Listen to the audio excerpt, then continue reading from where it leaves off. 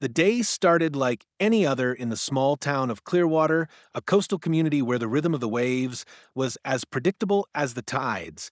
The sun was just rising over the horizon, casting a golden hue over the bustling docks, where the scent of the ocean mixed with the salt air. For many, the day was marked by the clink of fishing nets and the hum of engines as boats set sail for the daily catch. Among the fishermen, one name was well known: Jamal Walker.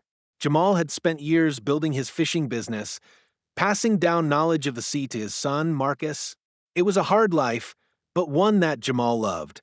The sea had provided for their family for generations, and he was determined to keep that tradition alive.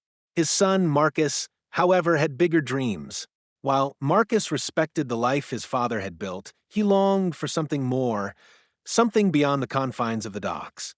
He had always been drawn to education, determined to make a name for himself in a world beyond the fishing industry.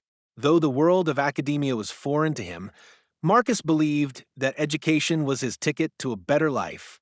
Marcus attended Clearwater High School, where he was a student known for his intelligence and hardworking attitude. However, he was often reminded of his background, both by his peers and by some of the staff. He didn't mind much at first. He was used to being different. He knew that people saw him as the son of a fisherman, and while he carried the weight of that identity with pride, it often set him apart from the more affluent students at the school. It was on one seemingly ordinary school day that Marcus's life would take an unexpected turn. He had arrived early to school, his clothes slightly damp from the morning's work on the boat, as his father had asked him to help prepare for a fishing trip. Marcus had been running a little late, and in his haste, he hadn't had time to change. As he walked into his first class of the day, his heart sank when he saw Mrs. Veronica Miller, the history teacher, glaring at him.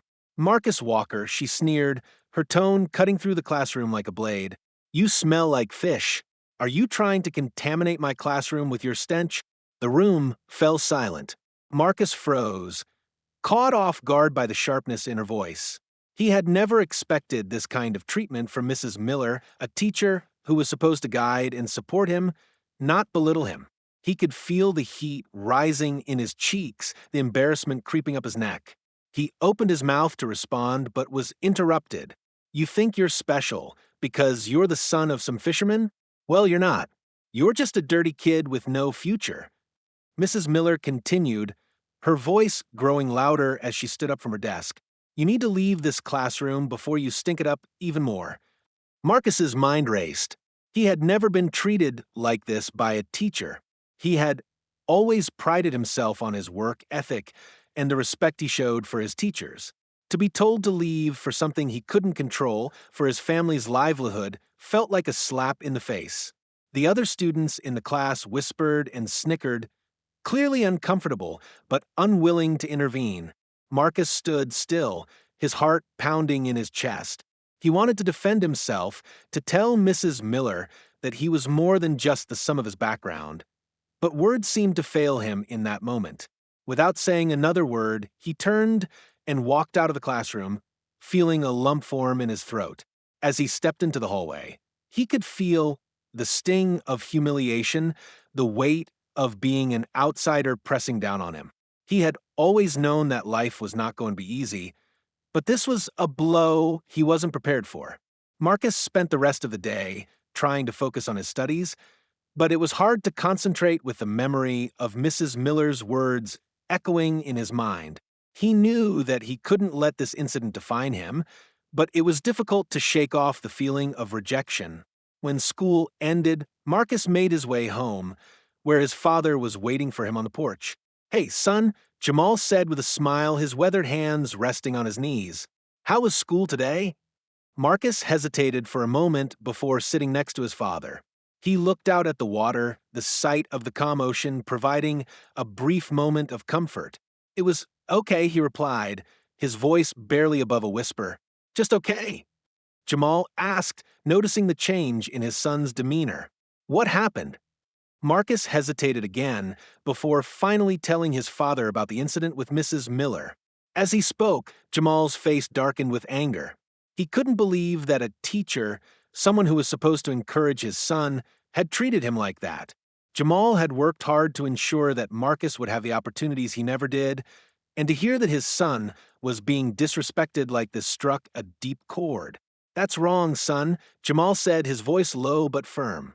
"But you can't let her get to you. You're more than what she sees. You've got the heart and the brains to do whatever you want. Don't let someone's narrow-mindedness stand in your way." Marcus nodded, grateful for his father's words, but still shaken by the encounter.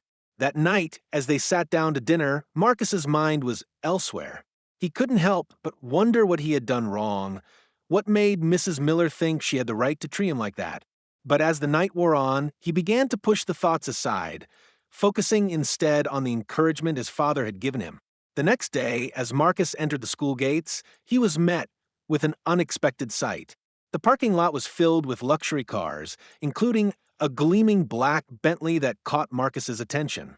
He hadn't seen that car before, and curiosity got the better of him. As he approached the entrance to the school, he overheard a few students gossiping about the new arrival. "Did you see that Bentley? Someone rich is here. Wonder who it belongs to." "I heard it's some big-shot businessman," another student chimed in. "Maybe they're here for a donation or something." Marcus didn't think much of it until he stepped into the school and saw Mrs. Miller in the hallway. She was standing near the office, talking to someone in a suit. When she saw Marcus, her expression faltered for just a moment.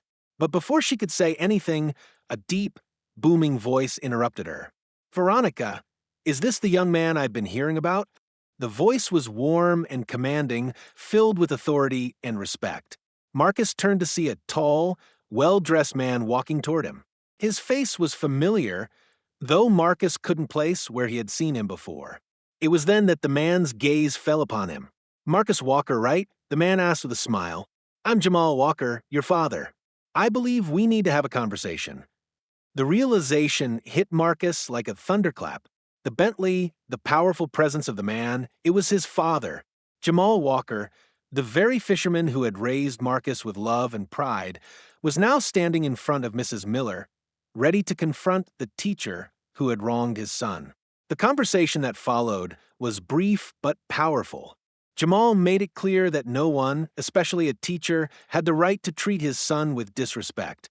Mrs. Miller tried to apologize, but her words fell flat in the face of Jamal's unwavering presence.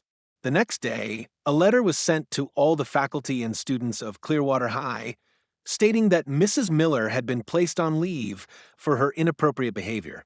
The school's administration made it clear that discrimination of any kind would not be tolerated, and Jamal's actions had left an indelible mark on the community. The incident was not just about a teacher and a student, it was a lesson in standing up for what is right. Want to hear more inspiring stories like this? Subscribe to Expect Stories and join the journey of truth and empowerment.